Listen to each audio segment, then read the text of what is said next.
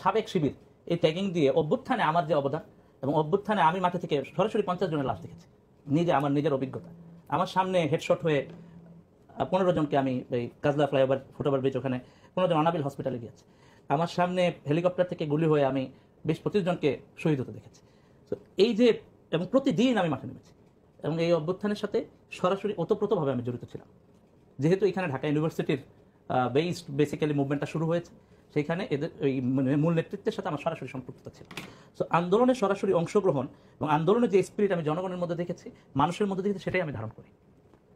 সাবেক শিবির হিসেবে চিহ্নিত করে মার্জিনালাইজ করার যে চেষ্টা এবং এই ট্যাগিং এবং ফ্রেমিংয়ের যে চেষ্টা দেশ জুড়ে আছে, সেটাকে আমি তীব্রভাবে আমি মনে করি যে আমি ব্যক্তিগতভাবে প্রচণ্ডভাবে ঘৃণা করি। কারণ দেশকে ভালোবাসার জায়গায় কারো থেকে কম আছে আমি নিজে মনে করি না, এবং দেশের জন্য জীবন দেওয়ার প্রশ্নেও সরাসরি জুলাই আগস্টে প্রমাণ দিয়েছি, সামনে যদি প্রমাণ দেওয়া লাগে।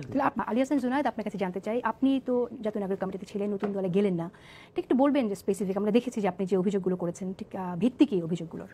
আচ্ছা, থ্যাংক ইউ। আচ্ছা, আমি এর আগে একটু আশরাফ কায়সার ভাইকে বলবো যে শাহবাগের ঘটনাটাতে একটু মিসরিডিং আছে ওনার। ভাই যদি সুযোগ থাকে একটু দেখবেন। শিবিরের ব্যাপারে স্পষ্ট এই মবের বিরুদ্ধে অবস্থান নিয়েছে এবং তার স্টেটমেন্টও দিয়েছে। ঢাকা ইউনিভার্সিটি শিবির সভাপতি সেক্রেটারি দুইজনই এটার ব্যাপারে ক্লিয়ারলি স্টেটমেন্ট দিয়েছেন, এবং ওইখানে যারা স্টুডেন্টরা ছিলেন ইউনিভার্সিটির তারাও এই ব্যাপারে সাপোর্ট করেছেন যে সিচুয়েশনটা কী ছিল। আমি ভাইকে বলবো যে একটু এই জায়গাটা উনি চেক করবেন, রিচেক করবেন। সেকেন্ডলি হলো নাগরিক কমিটির মধ্যে থাকার সময় আমরা আসলে যে বিষয়গুলো নিয়ে কথা বলতে চেয়েছি সেটা হলো যে পার্টির মধ্যে অভ্যন্তরীণ গণতান্ত্রিক চর্চা এবং হলো যাতে করে ট্যাগিং এবং ফ্রেমিংয়ের রাজনীতি পুনরায় ফিরে না আসে। যেমন হলো যে আমরা খেয়াল করলাম যে হঠাৎ করে সাবেক শিবির এই ট্যাগিং দিয়ে অভ্যুত্থানে আমার যে অবদান এবং অভ্যুত্থানে আমি মাঠে থেকে সরাসরি 50 জনের লাশ দেখেছি, আমার নিজের অভিজ্ঞতা। আমার সামনে হেডশট হয়ে 15 জনকে আমি এই কাজলা ফ্লাইওভার ফুটওভার ব্রিজ ওখানে 15 জন অনাবিল হসপিটালে গিয়েছে। আমার সামনে হেলিকপ্টার থেকে গুলি হয়ে আমি 20-25 জনকে শহীদ হতে দেখেছি। তো এই যে, এবং প্রতিদিন আমি মাঠে নেমেছি এবং এই অভ্যুত্থানের সাথে সরাসরি ওতপ্রোতভাবে আমি জড়িত ছিলাম। যেহেতু এখানে ঢাকা ইউনিভার্সিটির বেসিক্যালি মুভমেন্টটা শুরু হয়েছে, সেইখানে এদের ওই মূল নেতৃত্বের সাথে আমার সরাসরি সম্পৃক্ততা ছিল। সো আন্দোলনে সরাসরি অংশগ্রহণ এবং আন্দোলনের যে স্পিরিট আমি জনগণের মধ্যে দেখেছি, মানুষের মধ্যে দেখেছি, সেটাই আমি ধারণ করি। সাবেক শিবির হিসেবে চিহ্নিত করে মার্জিনালাইজ করার যে চেষ্টা এবং এই ট্যাগিং এবং ফ্রেমিংয়ের যে চেষ্টা দেশ জুড়ে আছে, সেটাকে আমি তীব্রভাবে আমি মনে করি যে আমি ব্যক্তিগতভাবে প্রচণ্ডভাবে ঘৃণা করি। কারণ দেশকে ভালোবাসার জায়গায় কারো থেকে কম আছে আমি নিজে মনে করি না, এবং দেশের জন্য জীবন দেওয়ার প্রশ্নেও সরাসরি জুলাই আগস্টে প্রমাণ দিয়েছি, সামনে যদি প্রমাণ দেওয়া লাগে। আপনি কি তাহলে নতুন দলে যাননি শুধু ভালো পদ না পাওয়ার কারণে? এরকম কিছু পদ কোনো ইস্যুই ছিল না, সেখানে কয়েকটা ইস্যু ছিল, ইন্টারনাল কিছু ইস্যু, কিন্তু পদটাকে ইস্যু করে আনা হয়েছে, যেটা আমার জন্য বিব্রতকর এবং কিছুটা আমার ব্যক্তিত্বের জন্য অপমানজনক। কারণ আমি যে ব্যক্তিত্বে আমার যে সার্কেল, প্রত্যেকের একটা সারাউন্ডিংস থাকে। ইন্টারনাল ইস্যু কি ছিল? আমরা বলেছি যে পার্টির লিডারশিপ একটা ইন্টারনাল ডেমোক্রেসির মধ্য দিয়ে হতে হবে। যে জায়গাটা আমার মনে হয়েছে নতুন যে রাজনৈতিক বন্দোবস্তের কথা বলছি, সেই বন্দোবস্তের অনুসরণটা আমরা দেখতে পাইনি, আমি দেখতে পাইনি। সে কারণে আমি বলেছি যে এইটা অনুসরণ না করা পর্যন্ত, আমি আমার লেখায় লিখেছি যে বারবার বলার পরেও যথাযথ গণতান্ত্রিক পদ্ধতির অনুসরণ হয়নি, এবং একই রকমভাবে সারা দেশে যেভাবে করে ট্যাগিং করা হয়েছে, যে সাবেক শিবির এখানে একটা গন্ডগোল লাগানোর চেষ্টা করেছে, এইটি তো জনগণের কাছে বিভিন্ন মিডিয়ার সূত্রে এভাবে করেই আলোচনা হয়েছে। দেখেন, আর্থিক বিষয়ে আপনার অস্বচ্ছতার একটা অভিযোগ এসেছে। আমি ফাইন্যান্সিয়াল বিষয়ে নাগরিক কমিটিতে থাকার সময় সবসময় বলেছি যে আমাদের অর্থনৈতিক স্বচ্ছতা লাগবে। কায়সার ভাইয়ের সাথে একটু আগেও বলতেছিলাম যে ফাইন্যান্সিয়াল জায়গাটা আমাদের স্পষ্ট না করা পর্যন্ত জনগণ আমাদের ব্যাপারে আস্থা খুঁজে পাবে না। কারণ আমরা যেই নতুন আপনি তো জাতীয় নাগরিক কমিটিতে ছিলেন, আপনি তো জানেন যে কারা টাকা দিচ্ছিল, তার এই 7 মাসে আপনি থাকলেন কেন যদি সেখানে আপত্তি করার মতো এরকম বিষয় থাকতো? আমি জয়েন করেছি নভেম্বরের 25 তারিখে, তো আমার সময়টা ছিল 3 মাস। তো এই টেনিউরটা ছিল 3 মাস, এবং এই 3 মাসে সেভারাল মিটিংসে আপনি খোঁজ নিলে জানতে পারবেন যদি কেউ বলে। সেভারাল মিটিংসে আমি এটা বলেছি, আমি সরাসরি বলেছি। কি বলেছেন? যে ফাইন্যান্সিয়াল জায়গা যেন উন্মুক্ত করা হয়, এবং হলো আপনি উন্মুক্ত করা হয়। আপনি কমিটিতে, আপনি তো সেখানে আপনার পদ ছিল যুগ্ম আহ্বায়ক, তাহলে আপনার তো জানার কথা টাকাটা কে দিচ্ছে, কোথা থেকে আসছে।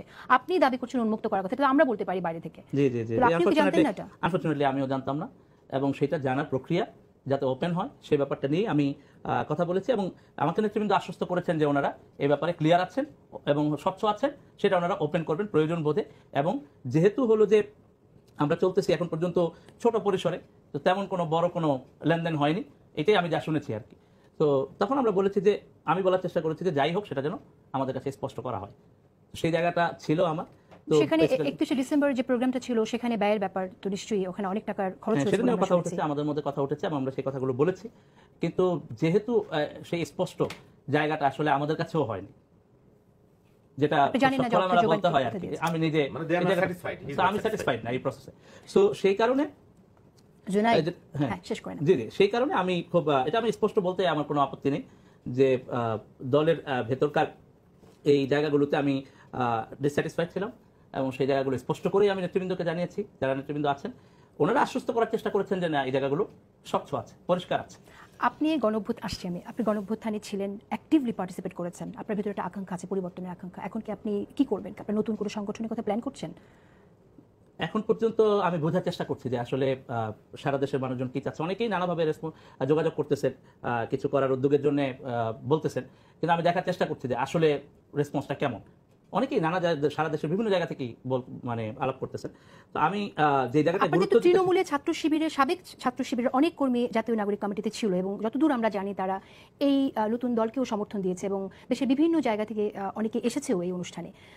তাদের অবস্থা কি এখন? আপনি যেহেতু অনেকের সাথে কথা বলছেন, তারা কি আপনার সাথে থাকতে চায় কিনা এরকম কোনো? তৃণমূলে আসলে যেটা ঘটেছে, তৃণমূলে ফেসিবাদ বিরোধী সকল শক্তি আসলে যুক্ত হয়েছে।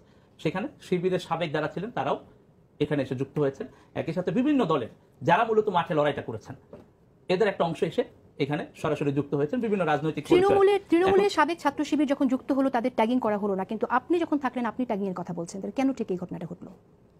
আমার প্রশ্নটা হচ্ছে যে যখন আমরা দলের ভেতরে কিছু বিষয় নিয়ে কথা বলেছি, অভ্যন্তরীণ গণতান্ত্রিক চর্চা এবং হলো যে ফাইন্যান্সিয়াল বিষয়গুলো নিয়ে, তখন আনফরচুনেটলি দেখলাম যে এই বিষয়টাকে আনা হয়েছে যে সাবেক শিবির দলের মধ্যে গন্ডগোল লাগানোর চেষ্টা করছে, যেটা আমার জন্য আনফরচুনেট। সো এখন তৃণমূল পর্যায়ে আপনি যে প্রশ্নটা করছিলেন যে সারা দেশে আমাদের যে অভ্যুত্থানের স্পিরিট, এই স্পিরিটের আলোকে আমাদের প্রধান চেষ্টা হলো যে আমরা ঐক্যবদ্ধ থাকা। প্রথম এবং ঐকান্তিক প্রচেষ্টা হলো আমরা ঐক্যবদ্ধ থেকে এই দেশের মানুষের চাহিদার জায়গাটাও কিন্তু এই ঐক্যবদ্ধ থাকার প্রশ্নটাই হলো প্রথম। ঐক্যবদ্ধ থাকতে পারলেন না, সেই জায়গা থেকে একটা নতুন দল হয়তো গঠন করতে যাচ্ছে। ঐক্যবদ্ধ থাকার আমরা চেষ্টা করব, যদি এই ঐক্যবদ্ধ থাকার চেষ্টা সফল না হয় তখন আমাদেরকে হয়তো অন্য দল গঠন করে ঐক্যবদ্ধ থাকার কথা বলছেন নাকি আবার ওখানে যুক্ত হবেন? আমরা এখনো ঐক্যবদ্ধ থাকার চেষ্টা করছি, কারণ আমি তো এখনো জাতীয় নাগরিক কমিটিতে আছি। জাতীয় নাগরিক পার্টি হয়েছে কিন্তু জাতীয় নাগরিক কমিটির একটা বড় অংশ কিন্তু জাতীয় নাগরিক পার্টিতে যোগ দেয়নি। আচ্ছা, জাতীয় নাগরিক কমিটি থাকবে? জি, জাতীয় নাগরিক কমিটি থাকবে। আচ্ছা, ধন্যবাদ আপনাকে।